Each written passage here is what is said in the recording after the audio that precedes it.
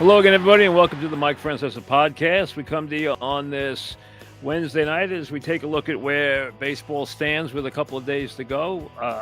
As always, we are part of the BetRivers network, and obviously we're heading towards another big football weekend, which we'll get to, but it has become very clear that one New York team has things breaking right for them, and one has really things not only breaking badly, but just there aren't a lot of things you can look at and really hold on to right now. Let's start with the good, and that's the Yankees, who have taken advantage of this weak schedule that they played late.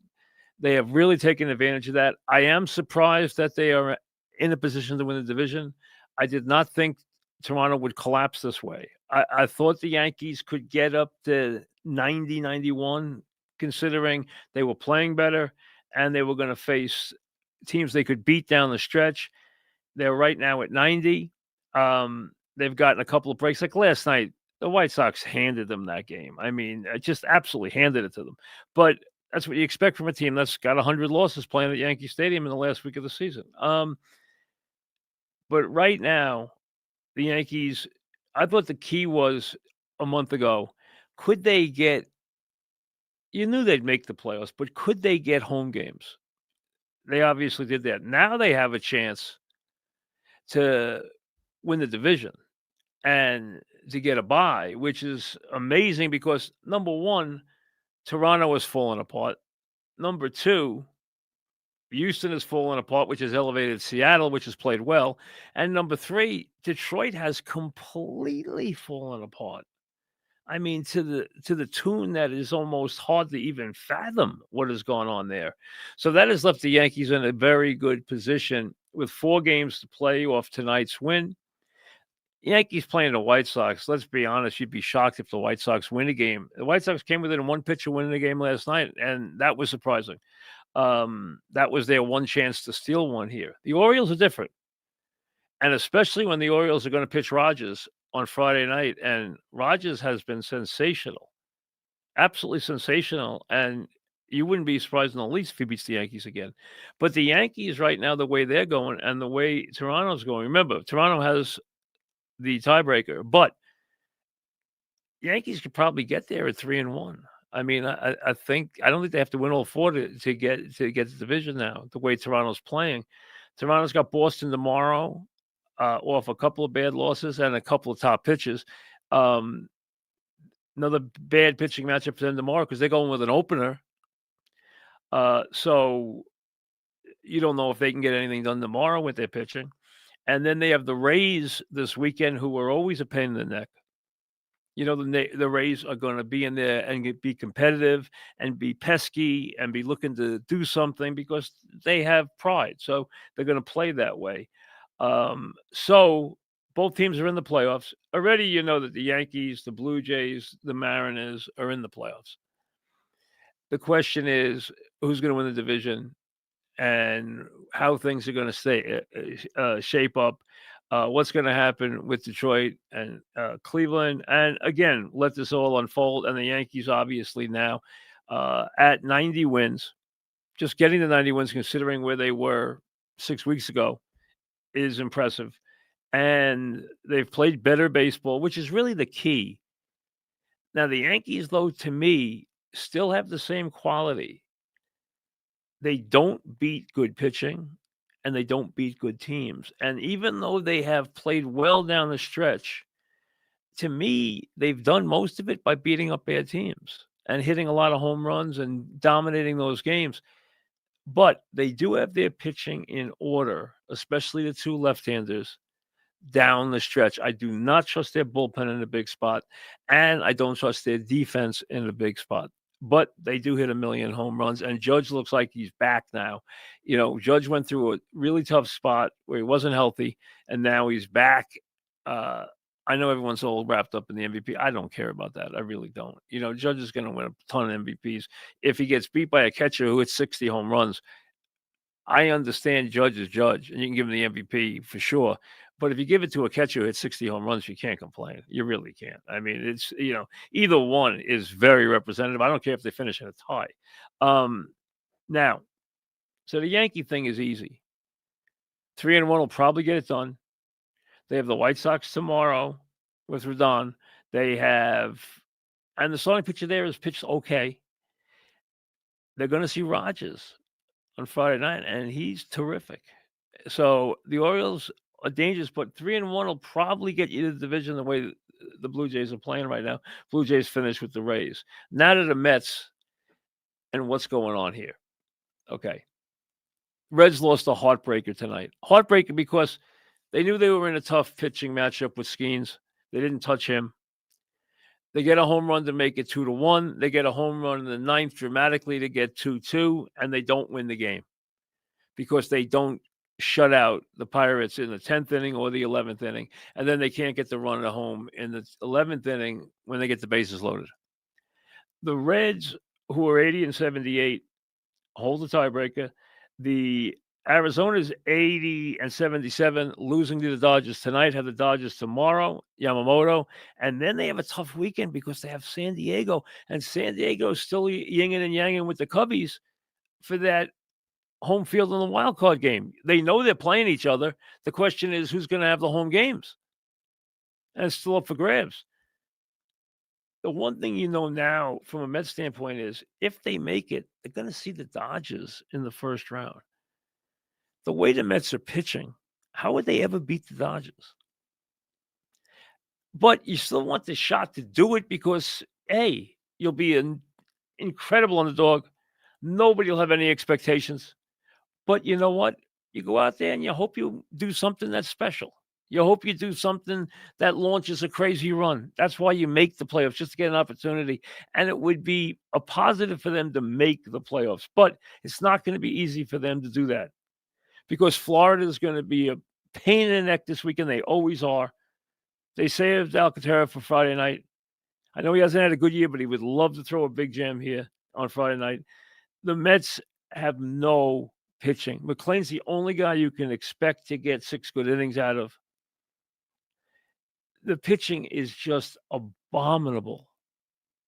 You can't use Diaz every night. You throw him 2 innings last night just to ensure a victory. You got to score 8 runs and win a game now. Arizona has a tough schedule. The Reds get a break. Reds desperately, as a young team, need to win that afternoon game tomorrow against the Pirates. All right, they got 2 well-pitched games against them in the first 2 games of the series after beating the Cubs 4 straight. They were riding high. They lost a couple of tight games. They had some opportunities. Now they need to win that game tomorrow. Francona knows this. They need that game tomorrow because on the weekend, they're going to be in Milwaukee, but Milwaukee's locked everything up. Then I mean, I don't know how hard Milwaukee's going to play this thing, how much they need to rest people, how much they need to rest the bullpen, how much they need to make sure they get themselves ready for the postseason. Yeah, they got to buy in the first round, but you still want to get everything ready. And so big advantage Reds there with their pitching because the Reds have played a lot of tight games all year because their pitching's been good. Now,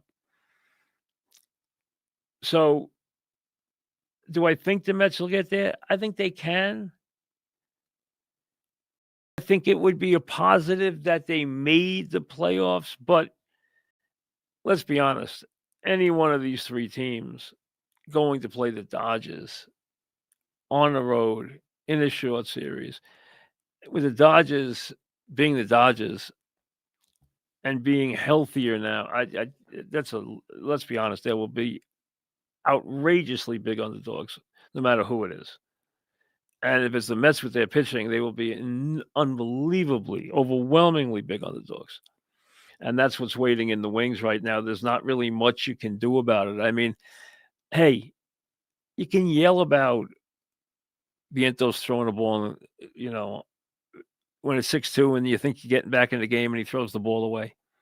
You can yell about Holmes not covering home plate. But they weren't winning this game because they didn't have Diaz in the bullpen. even if they got close, they had no way of shutting this team down. Um, this game was a goner. There was no way around that. And there's not a lot of ways for them now, unless they're going to overuse Diaz in games that they think are winnable. If they can get 6 innings out of McLean, get 1 inning and then 2 innings out of Diaz, they can piece together a win, but then you're short the next day. And let's be honest, this is now 4 games, and every game is going to be that big. That's where it is. Luckily for the Mets, the Reds didn't pull that game out tonight. Arizona, as we said, is trailing. So from that standpoint, they didn't lose any ground, but things are not pretty, to say the least. And yeah, listen, this has been a total collapse, especially in terms of the starting pitching. I mean, the only chance they have is to put the kids out there and hope they get a good game out of them, and that is asking a lot. It really is in these spots to ask them to go out and compete in these games in big spots against teams that have something to play for. It's not an easy situation. Now, this weekend they won't get that in Florida, but Florida would love nothing better. The Marlins would love nothing better than to spoil us for the Mets. They live for that. So obviously, and they haven't played badly either. So right now, with 4 games to play, the Mets situation is bleak, and the long-term forecast even more dire than that. And for the Yankees, hey, let's be honest, the American League has kind of come back to them in a big way. I'm being honest with you. A team I don't want to see the Yankees play is the Red Sox. I don't like the way they match up with the Red Sox. I don't like the way they match up with the Red Sox pitching. I don't think they like the way they match up with the Red Sox manager. I don't think they like the way they match up with the Red Sox speed. He can beat everybody else, and let's be honest, a lot of these teams are not playing well right now. I mean, they're not playing good baseball. I mean, you've seen some crazy collapses here. It really is what's going on with the Tigers. I mean, really took us all by surprise because the Tiger lead was so big, you never even thought it. You never thought Cleveland was going to be able to put together a run like this. It has gotten crazy what's going on with the Tigers. It really has. But to be fair, the Yankees have played better. Judge has gotten healthy. They've gotten a lot of offensive performances from guys. The moves they made helped solidify them. McMahon hasn't been great with the bat, but he's been great with the glove. What they've gotten out of Grisham this year is almost hard to fathom. I mean, it's almost insane how good he's been. I mean, his year is so far past anything you could have ever expected. It's going to be fascinating to see how he gets paid and how this year is judged. But to have Judge healthy and know that he can play in right field, which opens the door for Stanton to be the DH. You can hide Rice in one of the 2 spots to get his bat in the lineup. Got Goldsmith to go in defensively there. You can use the righties off the bench if you need to pinch hit for a lefty. I don't like Rosario at all against a right-handed pitcher. And I don't want to see him in a big spot against a right-handed pitcher ever again. Why he didn't go to Dominguez last night made no sense. No sense. He's lucky he got away with it. Really lucky. I mean, to get that ball 4, go over Bellinger's head and let the run score, that was a gift. Plus, the ball in center field should have been played. I still don't know what he was doing. You put him in for defensive purposes, and that's what you get. That kind of effort. That was awful. Not enough was made of that because it's the White Sox. But, I mean, they gift wrapped the game. They were one pitch away from losing that game last night and losing to the White Sox, who had 99 losses going into tonight's game. I mean, that would have been a bad loss. That was a absolute gift wrapped game from the White Sox last night.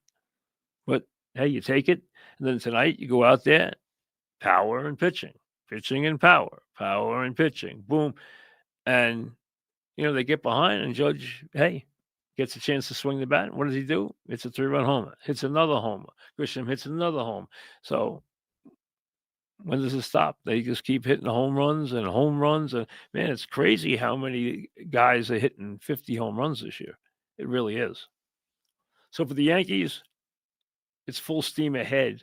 Whether they win the division or not, it's full steam ahead. And for the Mets,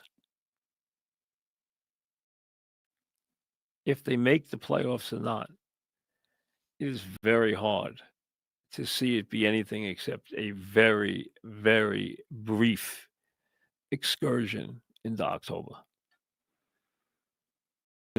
Sometimes you just have to admit we just don't have the horses, and they don't have the pitching to beat anybody. They just don't. Let's be honest. The pitching's just not there.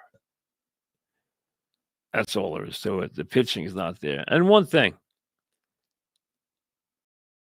I haven't been picking on Soto this year, and we know how good an offensive player he is. And I don't care how many bases he steals. I keep telling you that. I could care less. That's just an absolute numbers thing, which means absolutely nothing. But I don't need and I know this is modern baseball, but I'll never get used to it. I don't want my guys celebrating when they're down 10-2.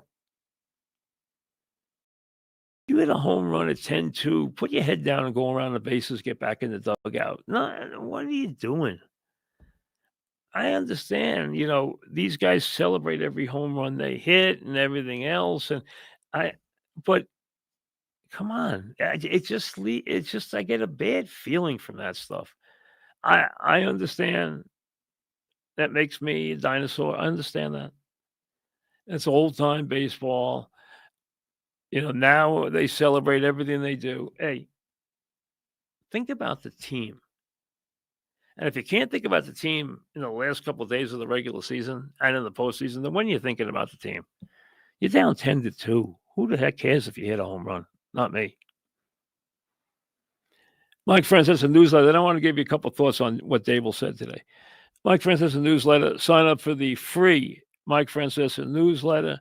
You'll get exclusive content, contests, all different little goodies they give you and everything else. But remember, everything's free. Go to the MikeFrancesAPodcast.com and sign up. All you got to do is give them an email, and you're aboard. Now, BetRivers Football Squares.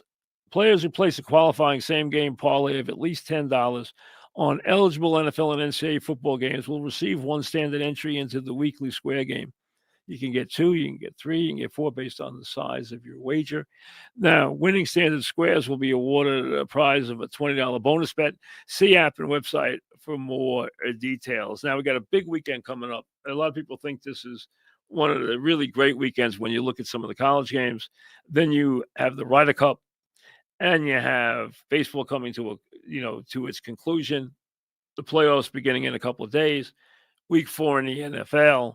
You got an early London game, which is Minnesota and Pittsburgh.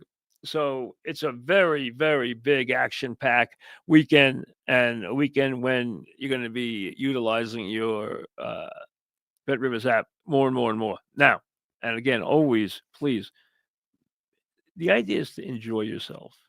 The key is balance. Don't wager recreational money. Nothing crazy. The idea is to have some fun with it. It's entertainment. That's what it is. Now, I watched Stable today in his comments. We knew Dart was starting. I told you when I did the podcast, it hadn't been officially announced yet, but I started getting calls Monday night and into Tuesday morning. I asked to do that yesterday because I said, guys, I'm hearing he's making the move to Dart. I told Mons that early Tuesday. I said he probably won't announce it officially till Wednesday morning, but I hear it's happening. Okay, so I started hearing it Monday night. And today he gave you that attitude again. A lot of people felt he was kind of mellowing a little with how he was going to deal with the media meeting table. And I'm not going to explain myself. I'm not going to tell you my conversations. Nobody asked you to tell us what Russell Wilson's reaction was. I didn't hear that question. What's Russell Wilson's reaction to being benched there for 3 games? How did he take it? Is he going to be a problem? No one asked that. What they asked him was a legitimate question, which he refused to answer, which was, why did you feel you needed to make the move? You're the guys who went out and gave this guy a $10 million. It was a ridiculous signing, as I told you when he was signed. I said the Giant quarterback room makes no sense. They're drafting a first-round quarterback. If they're doing that, why do they need 2 veteran quarterbacks? And why do they need a guy that they're going to guarantee who has to play? And Russell Wilson has to play. The first thing Russell Wilson's doing, I understand you're going to hear he's a good soldier. The first thing he's doing behind the scenes is saying to his agent, get me out of here. Shop me around the league. Get me somewhere I can play. He wants to play football. He does not want to sit on the bench. He does not want to tutor anybody. That's nonsense that he wants to do that. He doesn't want any part of doing that. If you believe that, you believe in a tooth fairy, okay? That's not true. Now, he's going to do it because he's got to do it to get paid and to be professional, because if he burns his bridges here, no other team's ever going to touch him. And I don't know if any other team's ever going to touch him again because he didn't play well. His numbers in the red zone were insanely bad, but you know what? So is the game plan. So is the play calling. When are you going to stop blaming the quarterbacks?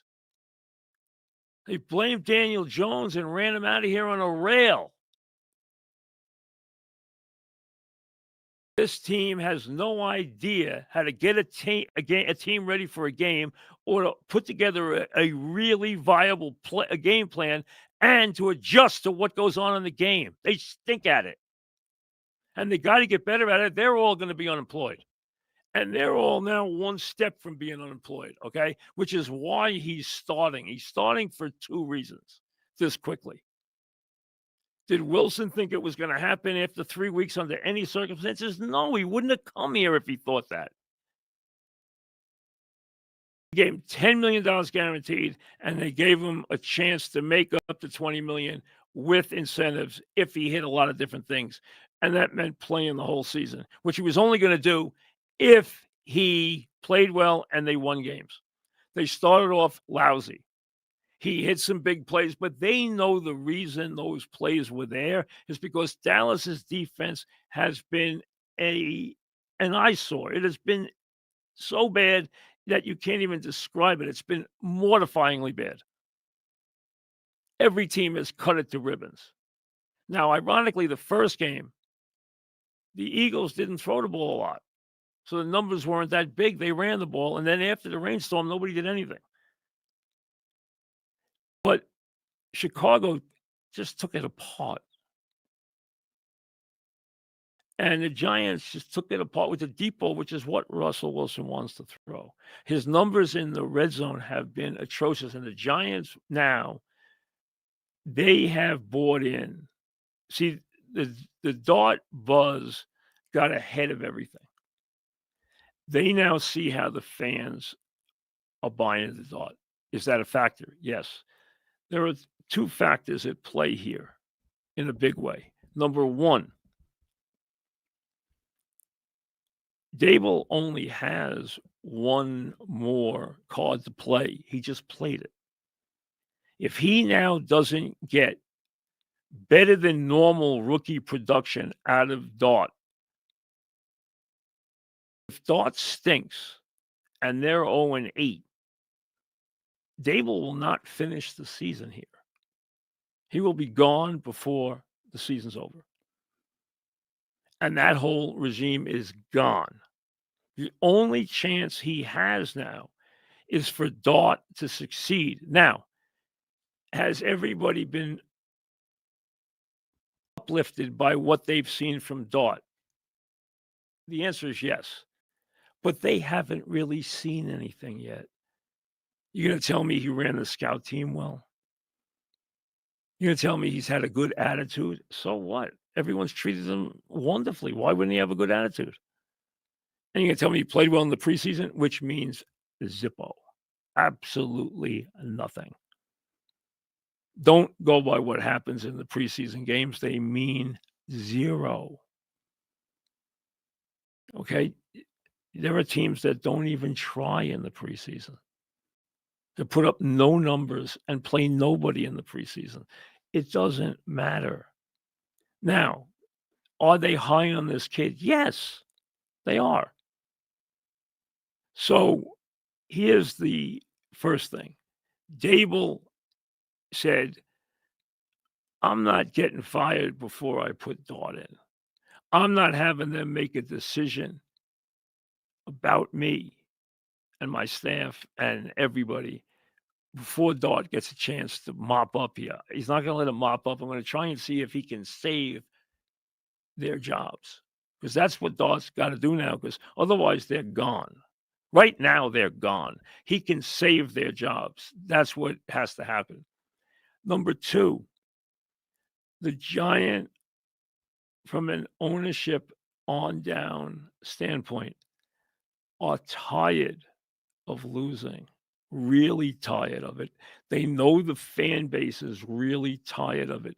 They're tired of not mattering anymore, which is why they flirted with Aaron Rodgers, why they flirted with a veteran quarterback, why they flirted with doing something in that regard, because they didn't like that they have the fifth game announcers coming into their building now, where they're on to nothing in the country, where their games don't matter. And the Giants are a proud group that don't like that they don't matter. The Jets are used to not mattering. The Giants don't like not mattering. The only chance they have to matter is if they hit it big with Dart. That's it. To them, Wilson already showed them he's 0-3, headed to 0-4, headed to 1-7, and there's nothing to be gained. It was a dumb move. One of many that they have made in recent years. But this is tied to, they know that this will energize the fan base. The fan base on Sunday, is this a perfect spot to bring him in against the Chargers? No. Is this a great spot for him to win a game? Probably not. But right now, they want to lift the fan base. They're tired of seeing the other team have their fans dominating their building. They're tired of having the fans on social media tear them from limb. They have had enough of this. The only chance they have now at 0-3, they actually bought in that somehow the veteran quarterback was going to maybe transform them. That was just not going to happen. And it was a dumb idea. Okay. Why did you need Jameis Winston and Russell Wilson here? Somebody explain that to me. I've been asking that question since the day they brought them both in. Makes no sense. Especially when you knew you were going to draft a first-round quarterback. I mean, they tried to get Cam Ward. They tried hard. They've been trying to get a quarterback for 2 years. So why would you go out and get a quarterback that really nobody around the league wanted and give him $10 million guaranteed and wind up now with a guy who, hey, I guarantee is just hoping somebody will give him a chance to play somewhere else. Now, Russell Wilson knows also that this is game 3. Dart can go out there and get hurt in one quarter. That's the NFL. So you never, as a quarterback, burn your bridges, because you could be right back in there. That's part of playing quarterback in this league. And he knows that. But he's also got his eye on the rest of the league right now in the landscape. And is there anybody that would be interested in him? The odds are very, very small that that will be the case. They did this because Dable, it's his last card to play, his last bite at the apple. And ownership figures, number one, we give the fans something to placate them, even if it is short term. And maybe the football gods are going to shine on us, and this guy's going to have a little Daniels in him. And he is going to lift this team and win a couple of games and become a very popular player very quickly in New York. Maybe we actually have the guy. They want to find out now because they are so painfully tired of not mattering in this league. The Giants like to matter. They like their game to be a big game on the schedule. They can't stand that they're a non-entity. It drives them nuts. And they've had way too much of it, and more of it again after 3 games and going nowhere. And those 4 plays, I firmly believe that if Russell Wilson, after hitting the play to the 4-yard line with 3 and change left, had stuck the next ball in the end zone and either gotten the ball back or Kansas City ran the clock out, he would be quarterbacking this week. But those 4 plays were so bad. And on top of that, you had Dart in the game, which made no sense. And then Wilson entering the game and the fans going nuts, booing him that he's coming back in the game. So here they are, they're creating a bad situation for the veteran, and they know what their fan base desperately wants. So now they give it to him in week 4 and hope against hope that this guy is a football savior, because otherwise they're looking at another desperate year and a new coaching staff. Because let me tell you right now, if Dart plays like a rookie, if he plays like almost all rookie quarterbacks do, 90% of them, this group is out the door, and Dable's out the door before Christmas. Talk to you tomorrow.